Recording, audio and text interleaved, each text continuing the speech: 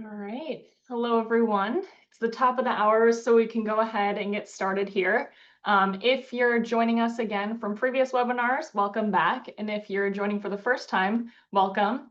Just a couple of kind of housekeeping items before we get started today. One, we'll do some brief introductions. So I'm Kaylee Hansen, a pre-sale and business solutions consultant at SVA Consulting. And joining me today is Austin, our customer success manager, and Miranda, one of our business solutions consultants at SVA. So I'll walk through the majority of today's webinar, but as you kind of join and as we go through the webinar today, if you have any questions, please feel free to drop those in the chat. Miranda and Austin will be monitoring those, and if it makes sense to kind of walk through those questions during the webinar, we'll do so. Otherwise, we'll have a bit of a Q&A session at the end as well. So with that, we can go ahead and get started. So today's webinar is all about kind of the full quote to cash process. So in previous webinars, we've seen kind of some bits and pieces of these, but today we'll really be walking through that entire flow, all the way from some of the CRM components towards the opportunity and the quoting to that final invoicing and payment as well. So as we walk through, we'll kind of start off with just some core elements and some workflows, and then we'll spend most of the time in the live demo. So taking a look at the agenda, we just kind of walked through this, but we'll start just walking through the workflow in kind of this slide. So we'll see where different personas start to play a role within the quote to cash workflow. We've also identified areas of automation, so we'll try to point those out as we go through the webinar as well. A lot of people are obviously doing the quote to cash process today, but maybe not as streamlined or as efficient as you could. So hopefully we'll highlight some of those tools that can make all of your guys' lives easier throughout that whole cycle. From there, we'll go into the live demo. So we'll kind of mirror everything we walked through from a workflow perspective in the slide deck in Acumatica. So we'll see that flow in a live demo, and then we'll also spend some time walking through kind of those efficiency areas as well. From there, we'll have kind of wrapped up. So we'll go through that Q&A session if there's any questions that we have yet to address, and then we'll also walk through some next steps. All right. So first, walking through the workflow. Obviously, these can start to vary by organization, but we tried to put together just a flow of some of the core components that we'll encounter throughout this kind of quote to cash process.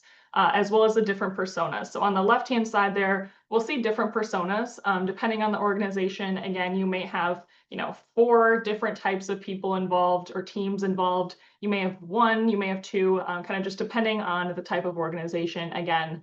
But just to split this up into kind of a basic flow with basic roles, the first step we'll have is to create the opportunity. So steps 1 and 2 are really a little bit more on the CRM side.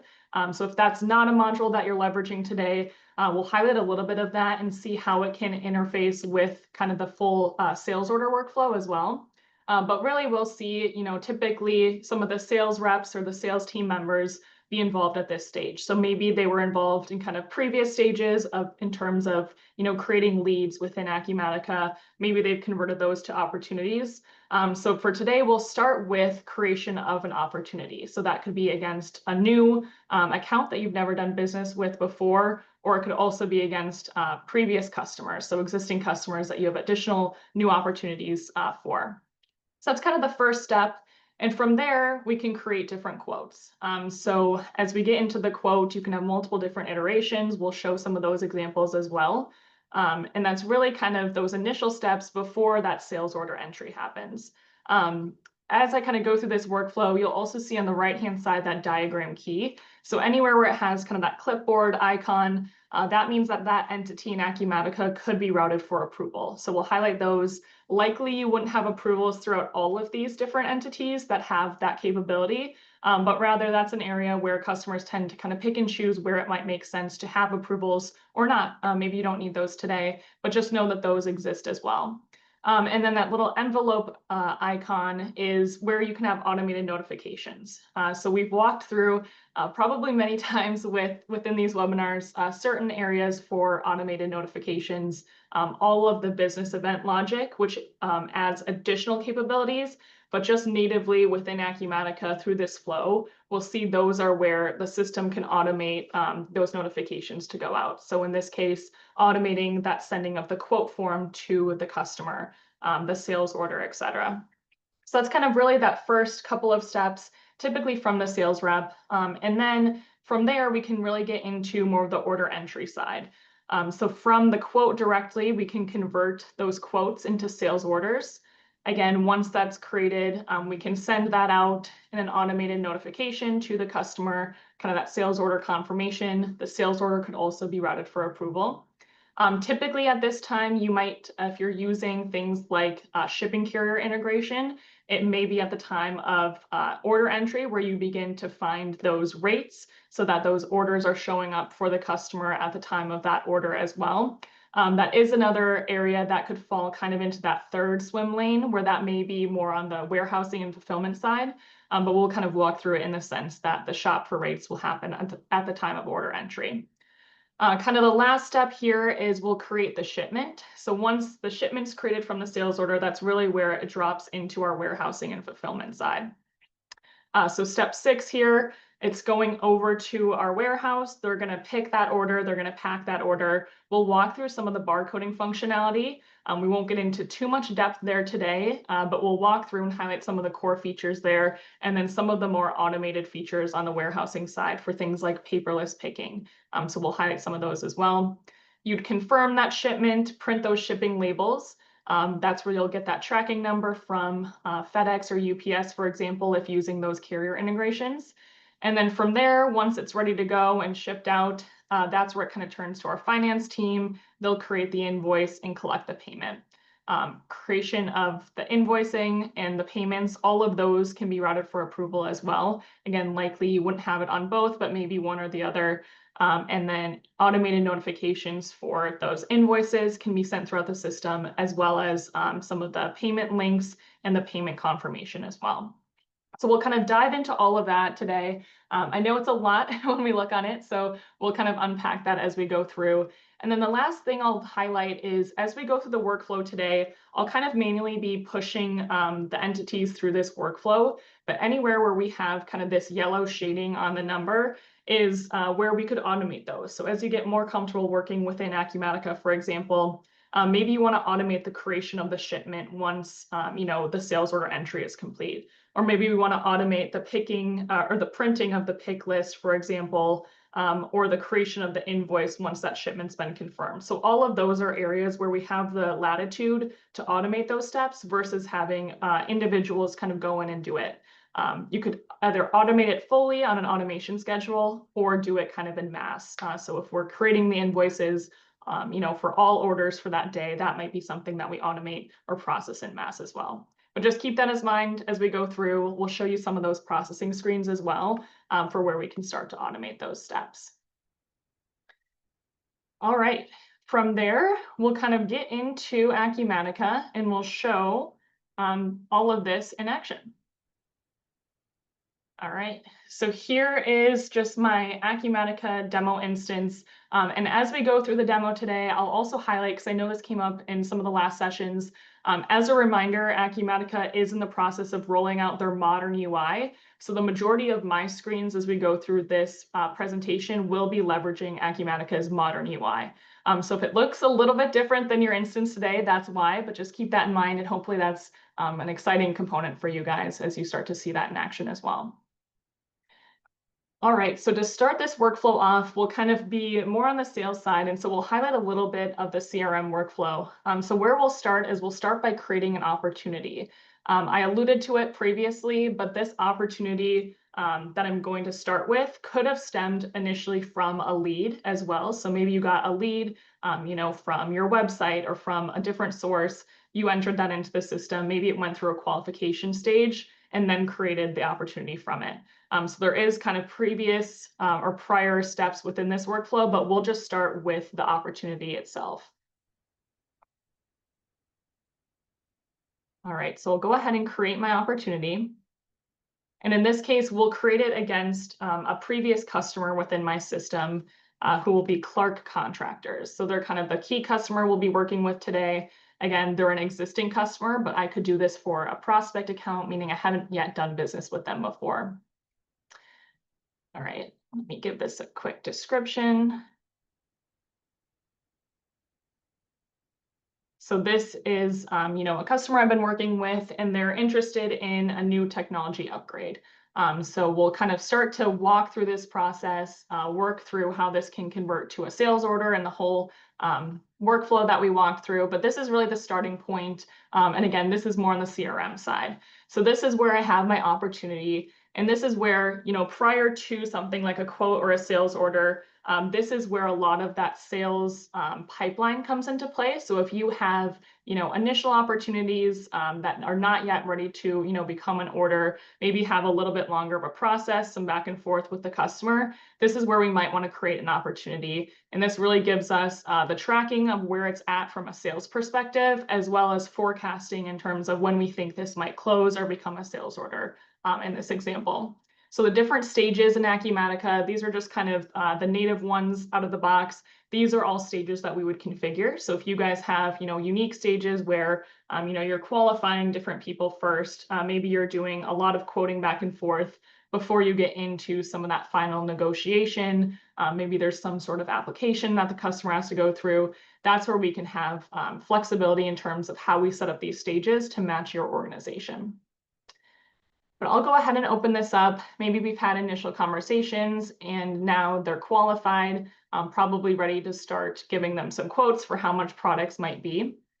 I can also specify the estimated close date. So maybe we think, they might go a little bit of back and forth. They don't necessarily know what they want to buy at this stage. But I think by the end of next week, they'll know what they want to buy. We'll have all the pricing negotiated and we can kind of convert this to an order. So a lot on the opportunity side. I won't dive too deep into this today, but we do have some previous webinars we've done specific to the CRM side. So if there's a lot more on the CRM that you guys are interested in, definitely feel free to kind of explore that because those will dive a little bit deeper. But just know this can be a starting point here. So as we have additional conversations, I can start to add what types of items I think they might need. So in this case, they're wanting to upgrade their laptops for their company, perhaps. So I'll go ahead and we'll just add in, I think they'll need 20 for their team. We can kind of save that from there. Maybe we also find out that they want some headphones to go with those. They're looking to upgrade those for their team members as well. So we can go ahead and save it. And really the advantage that we're seeing here is that all of that item information is happening all the way from a CRM side. So as I'm typing in those inventory items, my sales team has visibility into all of the unit pricing. If there were any customer specific discounts set up already, they would see those, have visibility into those as well. But all the way from kind of this opportunity stage and early conversations with the customer, they'll have visibility into all of those elements as well. All right.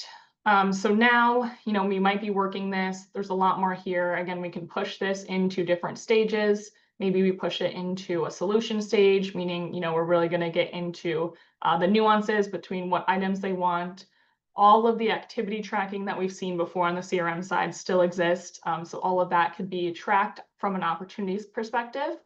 But as we get through the next flow, we'll kind of go into the next step, which is creating the quote. So directly from my opportunity, I can go ahead and start creating quotes for these customers. So this is giving me some options in terms of, did I have discounts? Do I want to recalculate those if there's been a lapse in time, for example? So we'll just go ahead and create this. And as we do, you'll see that everything that we entered on that opportunity is going to pull forward into the quote.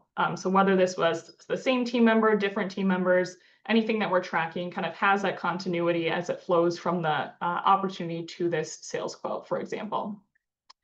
This is where from the opportunity and CRM side, you can have multiple quotes associated to a specific opportunity. And then whichever one we start to mark as primary is typically the one that will then extend itself into the sales order as well. But here's my quote that just pulled through. And now I see those two items that I added before on the quote. So at this point, I may say, okay, I think this is what they need. We're going to go ahead and send this to the customer. So this is where some of that automated notifications happen, as we saw in the diagram previously. And as I went ahead and sent that out, on my activities tab, it's showing me that automated notification. So this is where, instead of doing this manually or sending out, printing this form and sending it as an attachment, again, the system can monitor and automate all of these types of things as well. So this is one of those email templates. You have the latitude, as I'm sure all of you are aware, to kind of adjust what this language is across the organization. So that template can be modified. And then as this email goes out, it's going to attach that quote format as well. So here's the quote format that I've set up in my demo instance. Yours may look a bit different since this is typically tailored towards you guys as well. But again, all of those automated notifications happening directly from that quote in the system. So maybe a couple of days pass, they call us back or email us and say, hey, we actually need a lot more than this. So yes, we're updating our tablets for 20 people, but we want everyone in the organization to get this headset. So I can go ahead and edit this. And in this case, maybe they want 50. And as you'd expect, we can resend this out. And what that will do is update that form, resend out a new email as well. And we can pop open and see those changes. So all of that happening, multiple different iterations, ability to edit, resend to customers, etc. All right. From here, if everything looks good, this is really where, now maybe the sales rep is kind of taking a step back and it's really going to go into, my sales order team. So maybe there's other people that typically enter in the sales order separate from, those initial sales reps who might do a lot of the quoting, or maybe it's the same person. Either way, we can go ahead and have this marked as accepted. So it's accepted by the customer. And if there's different people involved in this kind of chain or flow, that status can be an indicator to my order entry team that, hey, now we can convert this to a sales order. So I can go ahead, convert this to an order directly from that sales quote. Same thing we saw as we went from the opportunity. If you have discounting, again, you can recalculate those based on if there's any new discounts, updated discounts, etc. In this case, we didn't do any discounts so far, so I'll go ahead and just create this. And as we would expect, it's going to automatically pull that information into our sales order screen. So again, instead of a disconnect from any team members, from that quoting standpoint over to this point, now we have the ability to kind of have that flow from person to person directly within the system. All right, so here is my sales order. And now I can see everything again pulled over. If I wanted to override any of these, I could. So for example, if I wanted to change the warehouse, I could do so. If I wanted to override the quantity, I could do so as well. And I think we have a question in the chat as well. We do, and I think it makes sense to address this one right now, Kaylee, if that's all right. So this attendee asked, does the revised quote override the original quote so we only have one order in the system? Yeah, so a couple of different areas there. One, the revised quote does override it if you're doing it directly through that edit function, which I did. Otherwise, you could create, from that opportunity, you could create an additional quote and mark it as primary. And then whichever one you mark as primary can then flow and convert itself into the order. So kind of both ways, you can either revise it and whatever you revise it to, that would be what pulls forward into the sales order, or you can have multiple different quotes and the primary one will pull over. Perfect. Thank you, Kaylee. All right. Awesome. So here I have my sales order. You'll notice things like related items. So you can see here I have, a lot of times we'll cross-sell this item with this computer motherboard, for example. Those are kind of indicators to my sales team that I could go in and add those items if I wanted to. If I go over to my shipping, this is where a lot of that shipping carrier integration comes into play.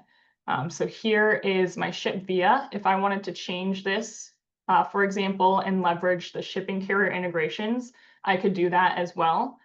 So maybe I typically want to have this ship via FedEx, but now I'm going to shop for rates because maybe I typically ship via FedEx, but if I have cheaper options, I could do that as well. So I'll add a package manually. This is typically an area where we'll interface with a weight and a scale as well. So you can get that weight populated in from that scale. And then once I have that package in, we can find the associated carriers that are available and the rates associated with them as well. So in this case, I have FedEx Ground is one of the cheapest options. So we'll kind of go ahead and choose that, refresh that freight cost, and then we'll see that populate accordingly as well. So we'll go ahead and save that. All right. From here, I could go ahead and email this sales order again. So if everything looks good, we could email this sales order confirmation out to the customer. And it'll be very consistent with what we've seen on the quoting side. So if I go into my activities here, pop this open. Oops. Here's my email activity that's happening. Same thing as before, that's that template. So we could override that if we wanted to. And then here is that sales order confirmation as well. And again, this is an area that typically is tailored towards you, and we could go ahead and proceed or make those a little bit tailored towards you. All right, let me switch my screens here.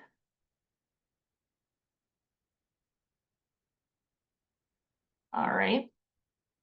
Now we can go ahead and create the shipment, and let me just verify from a sales order perspective, we have the quantity available.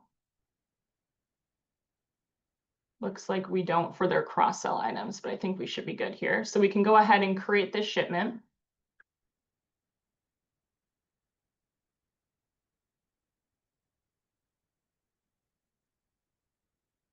Oh, let's see here.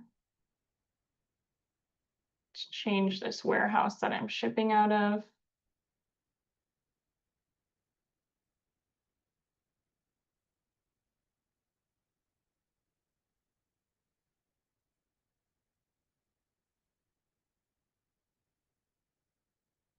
All right.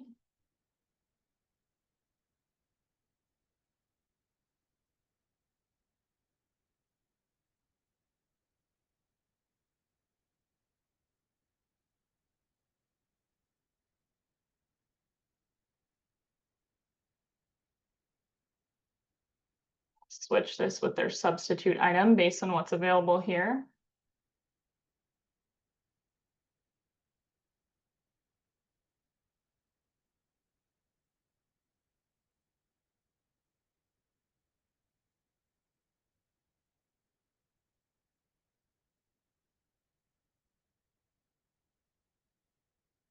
All right, so this is where my sales order entry folks can verify everything is in stock and substitute product if needed.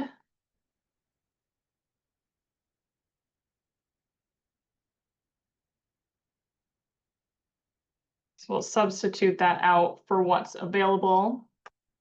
And likely, if we're doing substitutions, we'd probably re-email that out. So that's where anything or modifications that happen from the quoting side into the sales order side, all of those can still happen, even if they came from the quote. And then we can resend those out as well. So similar to some of the quoting, modifications can happen, and then those can be resent to the customer. So now that everything is in stock, we'll create the shipment.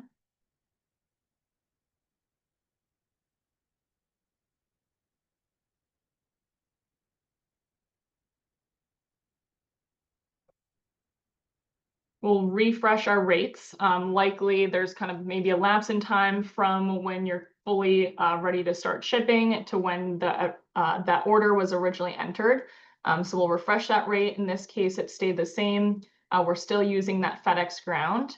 And now this is really where it goes into our warehousing side. So once that shipment's created from the sales order, now it's going to transfer over to the fulfillment side. And this is really where our warehouse people will kind of start to pick that up. So now I'll go ahead, I can do things like print the pick list. Again, we'll show these in kind of a manual sense in terms of this will be a paper printed pick list. There's also options in Acumatica for the warehouse management side that you can do paperless picking. So we'll show you some of those screens and functionality as well, where you can get a little bit more automated even. But let's assume that we're using some of the barcoding technology, but maybe still doing a printed pick list at this stage. So all of that in terms of items being barcode enabled, everything related to that is available within Acumatica. So you'll see that I am leveraging barcodes here. Again, on a printed form. If you weren't, this would show just as a typical pick list without those barcodes for the pickers to scan. But that's what that can look like. We may have gone, packed this item, and then once it's all bundled up, we can go ahead and confirm this shipment as well. So all of this is still kind of on the fulfillment and warehousing side. And since we're leveraging that shipping carrier integrations, that integration will also include all of the label printing, the tracking numbers, etc. So here, I just printed my label. You'll see it popped open as a PDF. Mine's in a demo site, so it's not going to let me fully track that in real time, but this is what it would start to look like. It's going to pull open and pull over all of those details and create that printing label for you. All right. We can email that shipment confirmation since this went out. Again, that's something that could be automated within the system, but when we do so, very repetitive, as we've seen kind of throughout. It's going to automate that, and now it's sending that shipping confirmation to the customer as well. All right. That's a bit on the warehousing side. We'll pop into, before we prepare this invoice, we'll pop into some of these screens as well. As we saw on the diagram, there's areas where we can start to automate these processes or these steps involved. So anywhere where I started to press, those green action items at the top, a lot of those are where we'll start to see people automate those steps as we get more comfortable. So for example, that confirming of the shipment once it's picked and packed, we can start to automate that process as well. Or once that shipment's confirmed, maybe we want to automate the process of preparing the invoice. So that's where all of these screens can start to populate that. And then it's just going to show you the ability to process all of those based on, in this case, once the shipment has been confirmed, now you can prepare the invoice. So a lot of it depends on your flow. But again, all of these steps in that process could be something that either you do in mass, so anything that's in that status and ready to go to the next step, you could process in mass, or you can add an automation schedule and automate this as well. So if I wanted to set up a schedule to say, hey, at the end of the day, anything that's been confirmed from a shipment perspective, let's go ahead and prepare the invoice. I could create an automation schedule for that. That's automatically going to create that invoice once all of those shipments have been confirmed. Same thing goes for something like printing the pick list. So anytime that shipment's created, maybe you want that automated in terms of, now let's go ahead and print all of the shipments that need to be picked. So you could go ahead, print those automatically. Same thing goes for the labels, etc. So just wanted to highlight that in terms of, it doesn't have to be manual to walk through kind of one for one in that workflow, but you can automate that or mass process those to make your guys' lives a little bit more, a little easier. The other area I'll briefly highlight relates to the warehouse management. So similar to what we saw on that previous screen, this is more specific to the paperless picking process. So by warehouse, we could start to choose, what are the orders that still need to be picked? And I could mass select those and select things like, let's send those to the picking queue. So the picking queue is when we're doing the paperless picking method. I could also send those to print the pick list as well. So again, that would be, you're using barcode technology, but you're still printing that pick list versus just doing it paperless. So all of those are kind of available as well. And then with that paperless process, once it's sent to the picking queue, that's where we can start to manage it. So anything that may have been sent here, we can kind of select it and assign it to certain people. This is where maybe a warehouse manager is watching to see, what's being picked at this time, how long is it taking people to pick it, who is the picker, was it different than the actual assigned picker, all of those types of things are available as well. So again, that gets a little bit more into the warehouse management side and really the paperless process there. But just to know that that does exist. And if that's an area that you guys aren't leveraging yet, it may be an area that you want to kind of migrate to in the future. So definitely an option. All right, so we'll wrap up our flow here. So here's my shipment that we were working on. It's been confirmed. And now I can go ahead and prepare this invoice. So I'll prepare the invoice from this shipment. Once I do this, it's also going to update that inventory. So it's taking it out of the inventory since it's now been fully shipped. And now it's pulling all the details here into the invoice. So I can release this invoice. There could be an approval routing on that as well. So if you wanted this to be routed to certain individuals in the organization, depending on things like specific customers you want to approve their invoices for, if it's above a dollar amount, all of those types of things. So that would be available as well. And the approvals tab would show you who it's routed for approval before you could release it, for example. All right, so I went ahead and released this. Again, I can email this out. So we have that email capability throughout. Likely you wouldn't email all of these all the time. Maybe you have it only sending emails on the invoice and the shipment confirmation, for example, etc. So all of those are available, but again, not necessary to use throughout the process. And I won't pop open into this. I think we all got the point there that it's going to attach that file as well. And then the last area is really related to the payment collection. So I could go ahead and manually create the payment. I could take payment, via credit card. If someone is calling over the phone, for example, I could have them pay via ACH, different methods as well. But now this is a little bit more automated in terms of assuming that they may leverage something like a click to pay option, a tool that a lot of customers are used to today. And so you'll notice that once I released that invoice, it's creating that invoice email, but it's also creating this payment link email that's going out to the customer. So here we have this email that's going out, and then it's saying, hey, you can pay now, you can view your invoice and pay. Here is that link to make the payment. So now this is really on the customer's perspective. They could click, view their invoice. It's just going to show them kind of that itemized list. And then they could go ahead and make their payment. So they could pay via credit card, via ACH. You guys have control over which one they can use. In this case, I'll just use my credit card.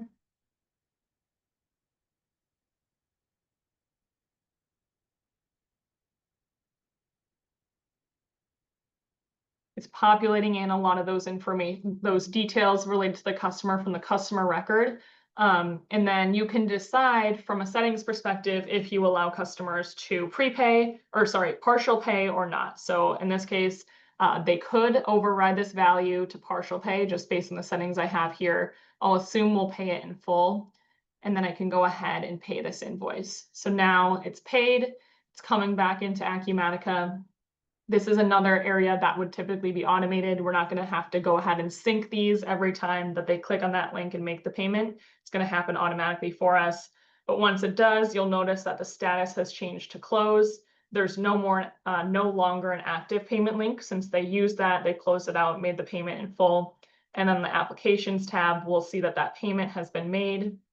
There'll be a reference over to that payment link, so we know that's how they paid. And they paid via credit card as well. So kind of the full wrap around that workflow there, all the way from the opportunities to the quotes to the sales order and fulfillment side to now the finance department that was preparing that invoice and collecting that payment as well. All right.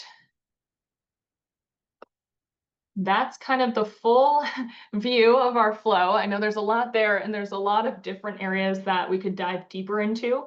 A couple of areas that we'll see kind of fall into this flow as well. One, just from the sales order side, there are some features in terms of the pricing. We talked about discounts. We talked about customer-specific pricing. So all of those are available within Acumatica and do flow from the CRM side all the way kind of through as well. There's commission tracking. So if you do have salespeople that, get a percentage of commission for example, any orders for Clark contractors, those are able to be tracked throughout this process, a feature that we see some customers using, but not all. And then another area that we've run into or encounter periodically as well is when customers prepay for their orders. So at the time of order entry, maybe you're creating that prepayment for the customer. And really what that would do is allow you to track that payment. And then once it's fully invoiced at the end, it's going to automatically close that out as well. So a couple of different features there, maybe a little bit more unique to certain companies, but that's kind of the full picture flow that we walked through today. So I think that's all on the Acumatica side. So we'll kind of go back and reshare my screen. Swap this here. So one, if that was interesting to you, if there were areas that we walked through within that kind of demo that you said, hey, I maybe leverage this, but not to the greatest extent, you want to learn more, definitely reach out to us and we're happy to set up a call and discuss it. You can reach out to anyone on this call directly. Otherwise, you can reach out to us through kind of those emails listed below, the contact@sva.com or the tech support, and we'll appropriately assign those as well. You can visit us on our website. We do have other webinars posted there as well as on our YouTube. So if you go to our YouTube series, you can search SVA Consulting within YouTube, and there's an Acumatica webinars playlist. So that has all of the previous ones. I invite you guys to check that out. We have a next webinar in September. So that will be Tuesday the 16th. So you'll be on the lookout for an invite there that will come from SVA. We're happy to have you guys all come back. And then the last thing that we just like to highlight is the Acumatica community. So that's where a lot of customers go and share their ideas. As we're kind of approaching the next release of Acumatica in the fall timeframe here, that's also where a lot of people will go to put their ideas for what should be rolling into future releases. So if you go, you can post your ideas, you can upvote those, and then we'll see a lot of those roll into the releases as well. That's all we had for today. If you guys have any ideas in terms of webinar topics that you're interested in seeing, reach out to us as well. We also will be sending a survey after the webinar, in which case you'll have the opportunity to share your thoughts and also share ideas for upcoming webinar topics. So with that, I think we don't have any other questions in the chat, but if anything comes up, reach out to us and we'll look forward to seeing you guys in September. Thank you all. Thank you. you.